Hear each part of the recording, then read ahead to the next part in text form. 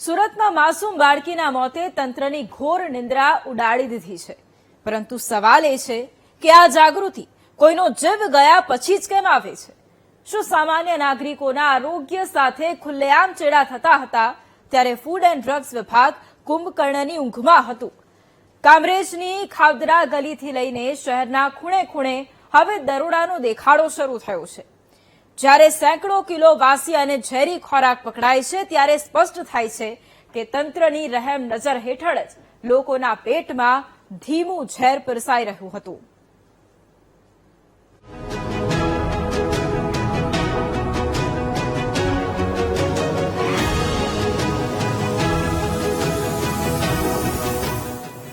સુરતના પરાછા વિસ્તારમાં ફૂડ પોઈઝનિંગના કારણે એક માસૂમ બાળકીનું મોત નિપજતા સમગ્ર શહેરમાં હાહાકાર મચી ગયો છે.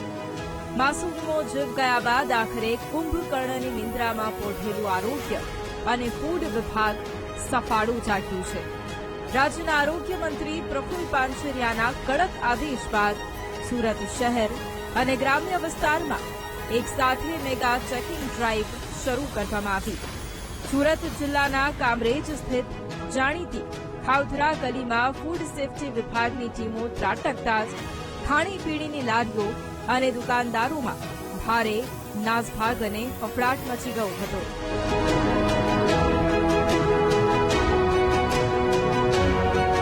કામરેજની ખાવદરા ગલીમાં અધિકારીઓ પહોંચ્યા ત્યારે ચોંકાવનારી વાસ્તવિકતા સામે આવી. જ્યાં રોજ સેંકડો લોકો સ્વાદ માણવા આવે છે ત્યાં ચારેય તરફ ગંદકીના ઢગલા જોવા મળ્યા. અખાદ્ય અને અસ્વાસ્થ્ય માટે અત્યંત જોખમી એવા પેપર પર ખાદ્ય સામગ્રી પીરસવામાં આવી રહી હતી. સ્થળ પરથી 10 થી 12 કિલો જેટલો એક્સપાયર્ડ અને સડી ગયેલો ખાદ્ય જથ્થો ઝડપાયો હતો, જેને સ્થળ પર જ નષ્ટ કરી દેવાયો. નિયમોનું ઉલ્લંઘન કરનાર વેપારીઓના લાયસન્સ રદ કરવાની કાર્યવાહી પણ હાથ ધરાઈ છે. અત્યારે તાજેતરમાં જે આપણે જોઈ રહ્યા છે ફૂડ પોઈઝનિંગની ઘટનાને લીધે અને હાઇજેનિક કન્ડિશનમાં રાખતા જે બી એકમો છે, ખાદ્ય એકમો, આપણે એની તપાસ કરી રહ્યા છે. અને જે પણ અનહાઇજેનિક કન્ડિશનમાં પ્રોસેસ અને વેચાણ કરતા છે એવા એકમો જે છે, ઢાબાઓ છે, રેસ્ટોરન્ટ છે, એમની તપાસ આપણે કરી. અત્યારે આપણે હાલ ખાવદરા ગલીમાં તપાસ ચાલુ છે. કસૂરવારમાં જે ફૂડ આપણે અનહાઇજેનિક કન્ડિશનમાં મળી આવ્યું હશે, વાસી હશે, અખાદ્ય હશે, એનો આપણે તાત્કાલિક સ્થળ પર જ નાશ કરીશું અને આગળ એમને ઇમ્પ્રુવમેન્ટ નોટિસ પણ પાઠવશું. અને જો એમાં એ નિષ્ફળ જશે તો એમનું લાયસન્સ સસ્પેન્શન અને કાયદેસરની કાર્યવાહી એજ્યુડિકેશન કેસ પણ કરવામાં આવશે.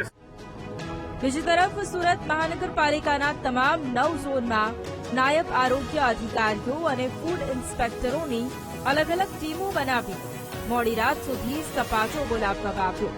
પનીર, ચીઝ, બટર, તેલ અને મસાલાના સેમ્પલ લેવાયા અને મેન્યુ કાર્ડમાં દર્શાવેલી સામગ્રીની અસલિયત ચકાસવામાં આવી હતી.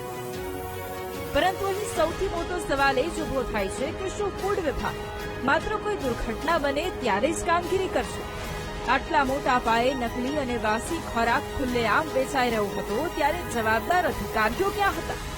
જો નિયમિતપણે આવી સઘન તપાસ થતી હોત તો આજે એક નિર્દોષ બાળકીએ જીવ ગુમાવવો ન પડ્યો હોત. માત્ર નોટિસો આપી અને સંતોષ માનવાને બદલે લોકોના જીવ સાથે રમત કરતા આવા તત્વો સામે ફોજદારી કાર્યવાહી ક્યારે થશે? નિર્મલ પટેલ, VTV ન્યૂઝ, સુરત.